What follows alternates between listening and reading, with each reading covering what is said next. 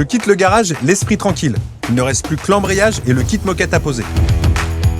On est bien d'accord que tu colles ça en premier. Tu colles ta joue de tunnel. Tu colles ta paroi sur la partie assise arrière. Et puis après, tu fais tes planchers classiques. Ouais. C'est Pauline qui pose le kit. Moquette collée obligatoirement sur tout ce qui est tunnel, entrée de porte, tablier. Et ensuite, tout ce qui est sur tapis, c'est avec des pressions ou des fixations invisibles. Bon, bah c'est nickel. Là, je remonte ça, je remonte la baguette d'entrée de porte. Ouais, t'as plus qu'à nettoyer puis remonter. Donc là, c'est fini. Maintenant que le kit est posé, je vais pouvoir enfin trouver un acheteur pour ma magnifique Fiat 124 Spider.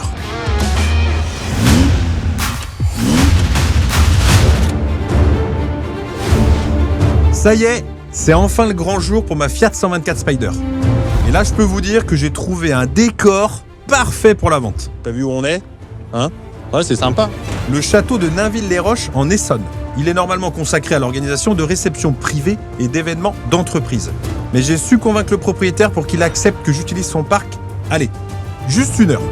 De quoi en mettre plein les yeux à l'acheteur et conclure la vente vite fait, bien fait. Moi, je suis convaincu qu'avec ce décor-là, si je la vends pas, mais je suis nul. Bah, je n'osais pas te le dire.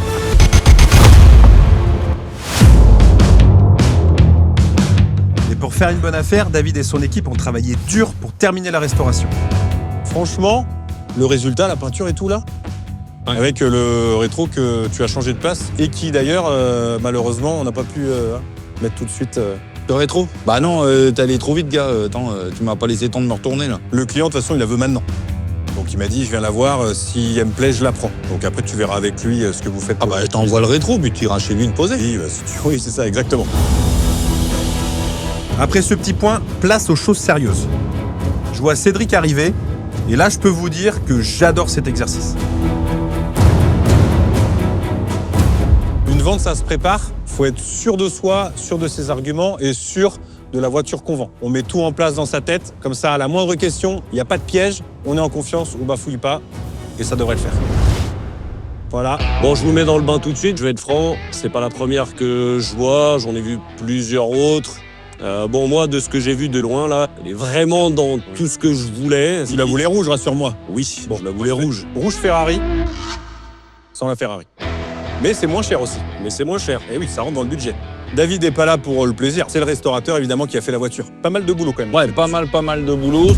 Bon, je pense que pour Baptiste et pour le futur hacker, c'est peut-être rassurant que je sois là pour apporter un petit peu de technicité. Il y a une offre relativement importante sur ce type de véhicule-là, mais on peut vite se faire avoir, et ça a d'ailleurs été le cas pour Baptiste quand il a eu cette voiture-là. Elle était faussement belle, donc on peut avoir du vice caché, on appelle ça, ou des choses qui sont pas forcément bien visibles. Donc avoir un appui technique comme ça en plus, c'est quand même rassurant. Et on a misé à fond sur la sécurité. C'est-à-dire que les sous-bassements ont été intégralement refaits, planchés, avec les demi-longerons, les raccords au niveau des bas de caisse, la réfection complète des trains roulants, c'est-à-dire qu'ils sont complètement neufs. On a tout déposé, tout démonté, on les a époxyés, passés au four, le freinage, etc. Tout a été revu. Donc là, vous avez un véhicule qui est affûté, parfaitement, liaison sol parfaite. Donc là, vous avez tout refait, c'est-à-dire que je peux m'allonger dessous, il n'y a pas de... Ah oui, Pas de problème. tu peux regarder si tu veux. Vas-y. Cédric se démonte pas, j'ai affaire à un coriace. Il met un genou à terre et vérifie les sous-bassements. Alors, C'est très sain, c'est très beau. tu veux peut-être voir le moteur, quand même? Ça m'intéresse un Ouais. petit peu, s'il y en a un, ouais, je veux bien. Oui, il y en a un. Pour la partie moteur, je laisse David prendre la suite, c'est lui qui en parlera le mieux. Révision complète du moteur, les bougies, l'étanchéité carter, la distribution, le réseau d'eau, tout a été purgé, la pompe à eau évidemment, réseau de freinage purgé, embrayage changé avec son mécanisme buté, etc. Donc là vraiment on part serein. Je vois bien que Cédric n'est pas forcément un expert technique ou mécanique sur le véhicule. Le but étant qu'il soit pleinement rassuré sur l'état général mécanique et structurel. Il faut être juste et précis dans ce type d'information. Après, je vais pas vous cacher, je préférerais peut-être le 2 litres. Là, t'as pas le 2 litres, mais pour moi, c'est plus important d'avoir cette caisse avec ce moteur qui n'est pas forcément celui que tu voulais, mais tu vas le payer moins cher déjà, plutôt que d'avoir le 2 litres et avoir une caisse qui n'est pas forcément en super état. D'accord? Bon, blague à part, j'aimerais bien m'installer au poste de pilotage. Vas-y. Maintenant qu'on a fait le diag complet, Cédric entre dans la voiture. Cette partie-là est importante dans une vente, car généralement, les premières sensations conditionnent la suite. Tu peux remarquer que tu as de l'espace, Oui. tu vois. Au ras du sol, Ça, c'est bien. C'est encore une fois, t'as pas besoin d'un gros moteur pour avoir des sensations. C'est vrai que la position de conduite est pas mal. Bon, jamais vous allez faire un tour là. Allez, on y va. Comme ça, on va en prendre plein les yeux et plein les oreilles.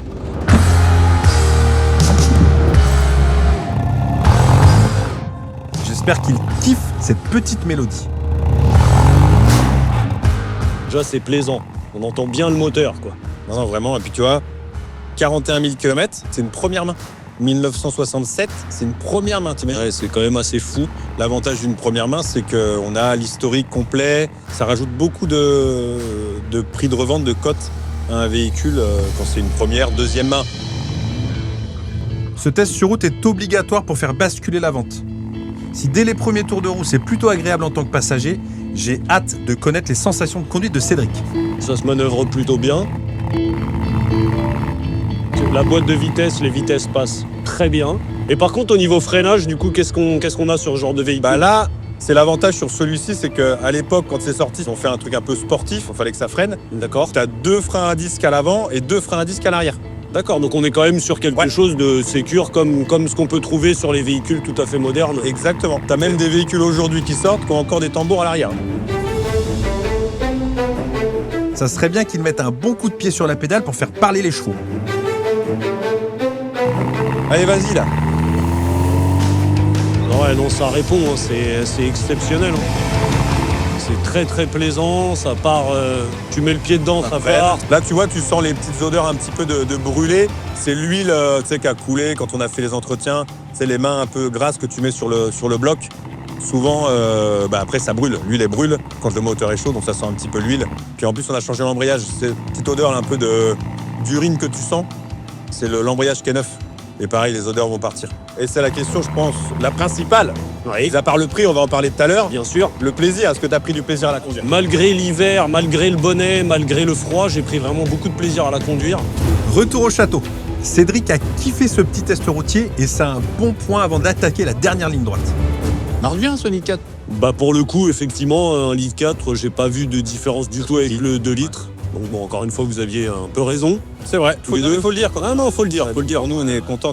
On va peut-être parler du coup de ce qui peut blesser maintenant. Du prix, ouais. Non, ça ne blesse pas. Attends, moi, comme je t'avais dit, au téléphone, 25 000 euros.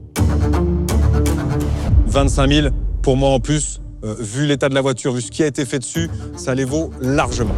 J'ai regardé un petit peu les prix. Tu Imagine. sais, comme moi, on est, Oui. bon, on peut trouver aux alentours de 20 000, quoi. Ah, tu peux toujours trouver moins cher. Ça, je te l'accorde. Ok. Moi, je peux pas de toute façon baisser, parce que sinon, c'est pas intéressant. Si j'ai fixé ce montant-là, c'est parce que je suis ric-rac. 1 000 euros, c'est vraiment limite. Là, tu pars sur une voiture que tu pourras revendre dans 5 ans, Le même prix. le même prix, voire plus. Et il vaut mieux que tu achètes celle-ci qu'une autre. Par contre, il y a quand même un vrai défaut.